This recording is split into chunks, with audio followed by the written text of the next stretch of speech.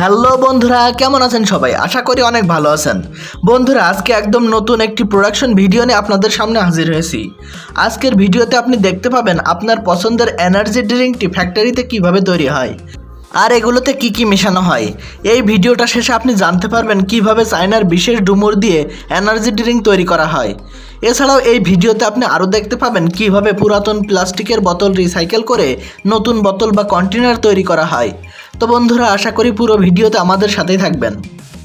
ভিডিওটা শুরু করার আগে একটি ছোট্ট রিকোয়েস্ট, যদি আপনি আমাদের চ্যানেলটাকে এখনও সাবস্ক্রাইব না করে থাকেন তাহলে পরবর্তী আপডেটগুলো সবার আগে পেতে এখনই সাবস্ক্রাইব করুন এবং পাশে থাকা বেল বাটনটি বাজিয়ে দিন। Number 1, energy drink manufacturing process. বন্ধুরা, পৃথিবীর সকল দামি এনার্জি ড্রিঙ্কগুলো তৈরি করার জন্য বিশেষ ধরনের ফল ব্যবহার করা হয়, আর এর মধ্যে থেকে সবথেকে বেশি ব্যবহার করা হয় চায়নার এই বিশেষ ডুমুরকে। এই বিশেষ ডুমুরগুলো চীনের পাহাড়ে জন্মিয়ে থাকে। এই ডুমুর গাছগুলোর একদম নিচ থেকে গাছের একদম উপর পর্যন্ত ডুমুরে ভর্তি থাকে। এই ফলগুলোকে এমনিতে খাওয়া যায় না, কারণ এই ফলগুলো অনেক ঝাঁঝালো রসে পরিপূর্ণ থাকে। তো বিশ্বমানের এনার্জি ড্রিঙ্ক তৈরি করার জন্য সর্বপ্রথমে গাছ থেকে ডুমুরগুলোকে পেড়ে ফ্যাক্টরিতে নিয়ে যাওয়া হয়। ফ্যাক্টরিতে নিয়ে গিয়ে ডুমুরগুলোকে গ্রাইন্ডার মেশিনে দিয়ে পিষে জুস তৈরি করা হয়।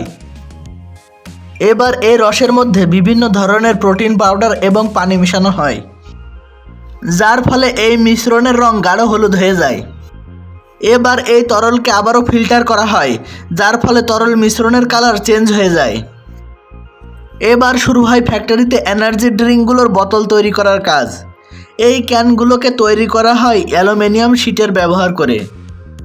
এই ফ্যাক্টরিতে এনার্জি ড্রিঙ্কগুলোর বোতল তৈরি করার সকল কাজ অটোমেটিক রোবোটিক মেশিনের মাধ্যমে করা হয়ে থাকে। এখানে ক্যানের বডি থেকে শুরু করে সিপি পর্যন্ত সকল জিনিস তৈরি করা হয়। এবার যখন বোতলগুলো তৈরি করা হয়ে যায় তখন এই সাদা বোতলগুলোর উপর কোম্পানির লেবেল প্রিন্ট করা হয়। লেবেল প্রিন্ট করার পর বোতলগুলোকে পাঠিয়ে দেওয়া হয় লোডিং সেকশনে, যেখানে বোতলগুলোতে আগে থেকে তৈরি করা এনার্জি ড্রিঙ্ক লোড করা হবে। লোড করার আগে এনার্জি ড্রিঙ্কগুলোতে কিছু সিক্রেট উপাদান মেশানো হয়, আর এই গোপন প্রসেসকে কোম্পানি কখনো কাউকে দেখায় না। কিন্তু বন্ধুরা, আপনাদের জানানোর জন্য কিছু কিছু বিষয় আপনাদের সামনে তুলে ধরব।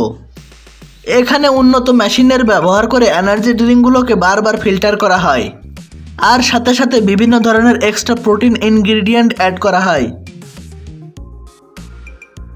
এবার এই এনার্জি ড্রিঙ্কগুলোতে পরিশোধিত চিনি মেশানো হয়, যাতে খেতে গেলে মিষ্টি স্বাদ অনুভূত হয়। চিনি মেশানোর পর এই এনার্জি ড্রিঙ্কগুলোকে কম্পিউটারাইজড মেশিনের মাধ্যমে হিট করা হয়, যাতে মেশানো উপাদানগুলো ভালোভাবে মিশে যায়। এই প্রসেসগুলো শেষ হলেই তৈরি হয়ে যায় আপনার পছন্দের এনার্জি ড্রিঙ্ক। এবার বোতলগুলোতে মেশিনের সাহায্যে এনার্জি ড্রিঙ্কগুলোকে লোড করা হয়। তো এবার বুঝতেই পারছেন এই এনার্জি ড্রিঙ্কগুলোর দাম সাধারণ পানীয় থেকে কেন এত বেশি হয়। এই এনার্জি ড্রিঙ্ক পান করলেই শরীরে এক ধরনের অন্যরকম এনার্জি কাজ করে, কিন্তু বন্ধুরা, এই এনার্জি ড্রিঙ্কগুলোকে বেশি পরিমাণে পান করলে শরীরের অনেক ক্ষতি হয়। Number 2, plastic bottle recycling process. বন্ধুরা, আমরা প্রতিদিন বিভিন্ন পণ্য ব্যবহার করে যে প্লাস্টিকের বোতলগুলো ফেলে দিই, সে বোতলগুলোকে বিভিন্ন হকাররা সংগ্রহ করে নিয়ে যায়, আর এই বোতলগুলোকে রিসাইকেলিং করে আবার নতুন বোতল তৈরি করা হয়। তো নতুন বোতল তৈরি করার জন্য ফ্যাক্টরিতে পুরাতন বোতলগুলোকে একটি মেশিনে দিয়ে কেটে টুকরো টুকরো করা হয়। এখানে লক্ষ লক্ষ বোতলকে এভাবে কেটে টুকরো টুকরো করে বড় বড় বস্তায় লোড করা হয়। এবার এই প্লাস্টিকের টুকরো ভর্তি বস্তাগুলোকে অন্য একটি ফ্যাক্টরিতে পাঠানো হয় পরবর্তী প্রসেসের জন্য। এই ফ্যাক্টরিতে বোতলের টুকরোগুলোকে হিট দিয়ে গলিয়ে পেস্ট তৈরি করা হয়, আর এই পেস্ট দিয়ে বিভিন্ন ধরনের বোতল তৈরি করা হয়। আমরা সবাই ভাবি প্রত্যেকটা কোম্পানি সবসময় ভার্জিন প্লাস্টিক দিয়ে বোতল তৈরি করে, কিন্তু বন্ধুরা, এমনটা নয়। বর্তমানে আধুনিক প্রযুক্তির ব্যবহার করে পুরাতন বোতলকেও রিসাইকেল করে উন্নত মানের বোতল তৈরি করা সম্ভব হচ্ছে, আর এটা পরিবেশের জন্য অনেক উপকারী, কারণ পুরাতন বোতলগুলো যেখানে সেখানে পড়ে থেকে পরিবেশের ব্যাপক ক্ষতি করছে, কিন্তু রিসাইকেলিংয়ের জন্য এই বোতলগুলো পুনরায় ব্যবহার হচ্ছে। এই ধরনের আধুনিক ফ্যাক্টরিগুলো সবথেকে বেশি রয়েছে চীন, জাপান এবং কোরিয়াতে। আমাদের দেশে এখনও এমন উন্নত মানের ফ্যাক্টরি তৈরি হয়নি।